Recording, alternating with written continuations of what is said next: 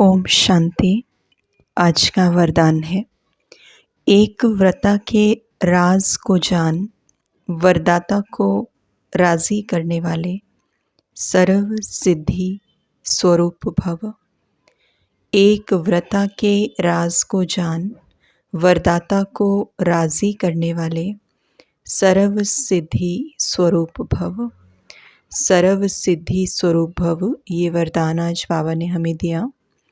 बाबा ने वरदान को एक्सप्लेन किया है। वरदाता बाप के पास अखुट वरदान है, जो जितना लेना चाहे खुला भंडार है। ऐसे खुले भंडार से कई बच्चे संपन्न बनते हैं और कोई यथा शक्ति संपन्न बनते हैं। कई तो पूरी रीति से संपन्न बनते और कई जो हैं यथाशक्ति संपन्न बनते हैं। सबसे ज़्यादा झोली भरकर देने में भोलानाथ वरदाता रूप ही है। सिर्फ उसको राज़ी करने की विधि को जान लो तो सर्व सिद्धियाँ प्राप्त हो जाएंगी।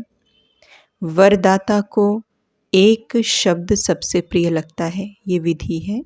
वरदाता को एक शब्द सबसे प्रिय लगता है, एक व्रता। संकल्प स्वप्न में भी दूजा व्रता न हो। वृत्ति में रहे मेरा तो एक, दूसरा न कोई। जिसने इस राज को जाना, उसकी झोली वरदानों से भरपूर रहती है। तो बाबा ने आज हमें एक सीक्रेट रिवील किया है, विधि बताई है, कैसे सर्व सिद्धि स्वरूप बन सकते हैं और कैसे उसके खजानों को संपूर्ण रीति से अपना बना सकते हैं, पूरे रीति से उसको लूटा जा सकता है। तो उसके लिए बाबा ने कहा कि भोलानाथ तो है ही वरदाता के रूप में देने वाला, लेकिन बाबा ने एक और चीज़ मेंशन की कि उससे अगर कोई चीज़ चाहिए या झोली भरनी है उससे, तो विधि आनी चाहिए। और विधि बाबा ने क्या बताई कि अगर वो माना कि अगर आपके जीवन में एक व्रता नाम का शब्द है, क्योंकि भोलानाथ को बाप को सिर्फ एक व्रता ये शब्द बहुत प्रिय है। संकल्प और स्वप्न में भी दूजा व्रता ना हो। तो इसीलिए वृत्ति में, एटीट्यूड में, अंदर पर्सनालिटी में सिर्फ मेरा तो एक, दूसरा ना कोई, जो अटैचमेंट है, जो याद है, जो श्रीमत है, जो गाइडेंस है, वो एक की।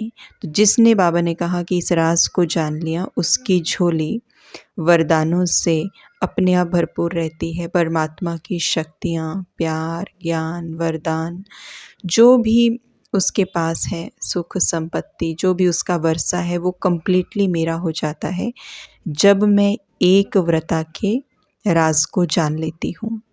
तो ये बाबा ने विधि बताई। स्लोगन बाबा ने दिया, मनसा और वाचा दोनों सेवाएं साथ साथ करो तो डबल फल प्राप्त होता रहेगा।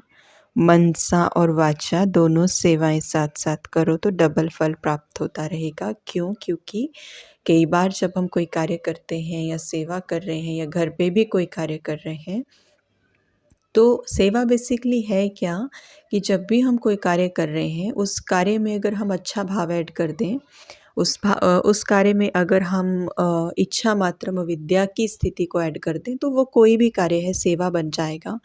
तो इसीलिए जब भी हम कोई कार्य करते हैं तो उस कार्य की परफेक्शन को तो हमें देखना है कि फिज़िकली वो अच्छा हो, लेकिन उस कार्य को करते हुए मेरी मानसिक स्थिति कैसी है, मैं दूसरों के लिए कैसे विचार पैदा कर रही हूँ, कैसे कोऑपरेशन है, कैसे सिखा रही हूँ, वो सारी चीज़ें बहुत मैटर करती हैं। तो अगर शुभ भाव बदल गया और काम मैंने बड़ा परफेक्ट कर दिया और शुभ भाव की जगह पे अशुभ भाव आ गया, फिर वो चीज़ वर्क नहीं करेगी। मनसा और वाचा सेवाएं या कर्मणा सेवाएं बड़ा फ़र्क आ जाएगा, तो डबल प्राप्ति नहीं होगी, डबल फल नहीं मिलेगा, थकावट हो जाएगी।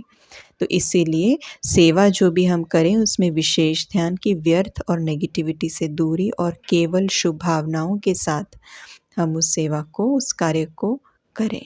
ओम शांति।